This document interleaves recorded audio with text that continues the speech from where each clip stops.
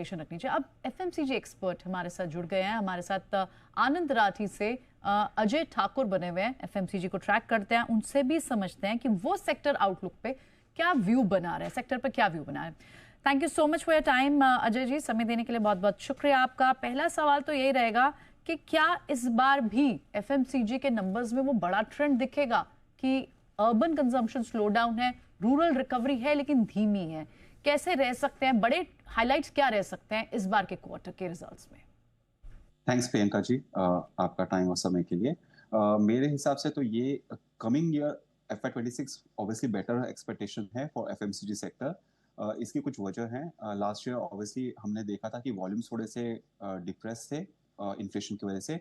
ये साल उस हिसाब से इन्फ्लेशन हैज बीन थोड़ा मॉडरेट रहा है। पिछले साल अर्बन स्लोडाउन भी था जो इस साल शायद से उसका इम्पैक्ट थोड़ा सा कम होगा, बिकॉज आपने अगर देखा होगा बजट हो भले या फिर आरबीआई का भी जो रेट कट्स है उसके बेनिफिट्स थोड़े से एफएमसीजी सेक्टर को मिल सकते हैं।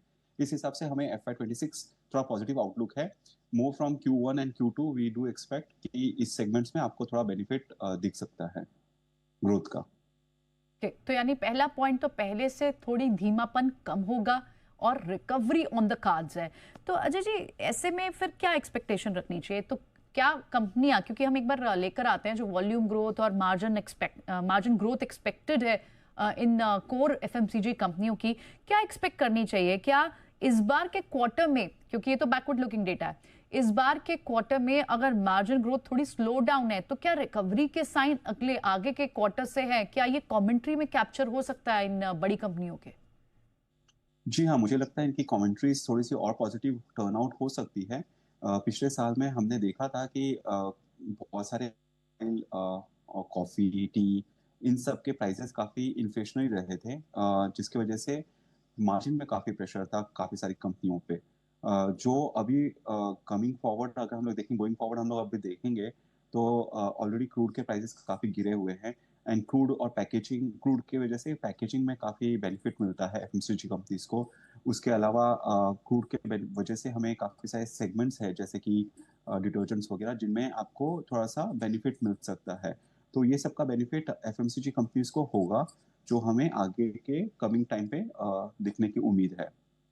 ऑलरेडी कंपनीज ने भी काफी प्राइस इंक्रीजेस लिए थे, जैसे कि बिस्किट्स, एडिबल ऑयल, कोपरा सेगमेंट में हमने देखा था कि पिछले साल करीबन Q3 और Q4 में थोड़ा प्राइस इंक्रीजेस आए हैं, जिनका फायदा भी हमें लगता है कि आने वाले समय में दिखेगा मार्जिन के लिए। तो इस लिहाज से किन कंपनियों के मार्जिन बेहतर आ सकते हैं? क्या जिन कंपनियों के पास रूरल फोकस एरिया है, मैरिको, डाबर जैसे, या फिर ट्रेड के लिहाज से आपको ये स्टॉक्स भी अच्छे दिखते हैं जहां थोड़ा सा अपसाइड पॉसिबल है, उसमें ब्रिटानिया हो, आईटीसी हो, एचयूएल हो? हमारे हिसाब से एचयूएल एक स्टॉक है जिसका बेनिफिट काफी आ सकता है। पिछले साल मुकाबले उनका ये साल का ग्रोथ बेटर होने के एक्सपेक्टेशंस है। उनका ऑल्सो मार्जिन का जो आपने देखा था पिछले साल काफी मार्जिन प्रेशर में था। इस साल बिकॉज आपने क्रूड का प्राइसेस देखा है, प्लस प्राइस इंक्रीजेस देखे काफी सारे कमोडिटीज में, तो यहाँ पर उनको बेनिफिट मिल सकता है। गोदरेज कंज्यूमर एक ऐसा स्टॉक है जिसमें भी हमें काफी उम्मीदें हैं कि वो काफी अच्छा कर सकता है। पिछले क्वार्टर में उनका थोड़ा सा ग्रोथ थोड़ी सी म्यूटेड रही थी, बट ये क्वार्टर में Q4 में हमें लगता है कि उनकी ग्रोथ वापस से आएगी।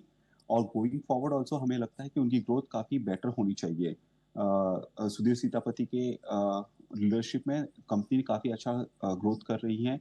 भले उनका डिस्ट्रीब्यूशन हो, भले उनके प्रोडक्ट इनोवेशन हो, ये सारे सेगमेंट्स में उन्होंने काफी अच्छा काम किया है, जिसका रिजल्ट हमको स्टॉक के परफॉर्मेंस में और शेयर प्राइस में भी दिखने की उम्मीद है।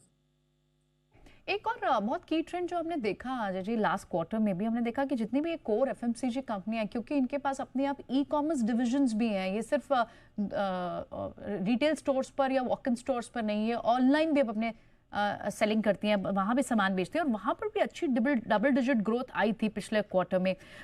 इस फैक्टर को देखते हुए कौन सी कंपनीज को फायदा मिल सकता है? क्या वहां पर एक ट्रेंड रहेगा कि ई कॉमर्स कंपनियों के ग्रोथ सर्ज होंगे इस क्वार्टर में? ई कॉमर्स एक स्ट्रक्चरल ट्रेंड है जो हम सारी कंपनियों को बेनिफिट कर रहा है। तो एफएमसीजी की सारी कंपनियों को उसका बेनिफिट मिला है। कुछ बड़ी कंपनियां हैं ऑब्वियसली उनको उसका बेनिफिट ज्यादा मिला है। तो भले वो एचयूएल हो, गोदरेज हो, या फिर मैरिको डाबर हो, इनका बेनिफिट उनको थोड़ा ज़्यादा मिला होगा। बट अगर आप छोटी कंपनियों को भी देखें, भले वो जायडस हो, इमामी हो, इन्होंने भी उसको ई कॉमर्स ट्रेंड में अभी काफ़ी अपना परफॉर्मेंस इंप्रूव किया है, तो इन कंपनियों को भी उसका बेनिफिट मिल रहा है। तो ई कॉमर्स का बेनिफिट एक्चुअली सारी कंपनियों को होगा एफएमसीजी के। उसका थोड़ा सा इम्पैक्ट, नेगेटिव इम्पैक्ट लेकिन अर्बन डिस्ट्रीब्यूशन पे हो सकता है। जो जनरल ट्रेड बोलते हैं, उस पर थोड़ा सा इम्पैक्ट हो सकता है, नेगेटिव इम्पैक्ट हल्का फुल्का। ओके, ठीक है। एक और लास्ट सवाल अजय जी, क्योंकि अभी आपने बोला कि कुछ कंपनियों ने दाम बढ़ाए हैं, और अब तक के क्वार्टर्स में हमने ये भी देखा, क्योंकि थोड़ा सेंसिटिव था और बहुत बड़ी कंपनियों ने जो बड़ी वॉल्यूम में काम करते हैं उन्होंने प्राइस हाइक्स नहीं लिए थे क्या, लेकिन अब प्राइसिंग पावर, इन्फ्लेशन हालांकि अब बेस केस नहीं है हमारे पास, हम इन्फ्लेशन पहले से कम है, लेकिन उस केस में क्या प्राइसिंग पावर अब कंपनियों के पास आ चुकी है? इस क्वार्टर में हम देख सकते हैं वो?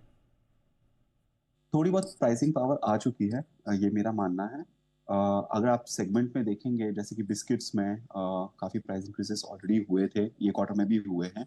और गोइंग फॉरवर्ड हमें लगता है कि उसमें थोड़ा सा benefit in terms of the lower cost, जो इनपुट कॉस्ट है उसका आगे जाके मिलेगा। जैसे कि आप पैकेजिंग ले लीजिए, और जैसे हमें और भी बहुत सारे कॉमोडिटीज में देख रहे हैं कि थोड़ा करेक्शन आ रहा है, तो उसका बेनिफिट आगे जाके प्राइसिंग पावर्स में दिखेगा।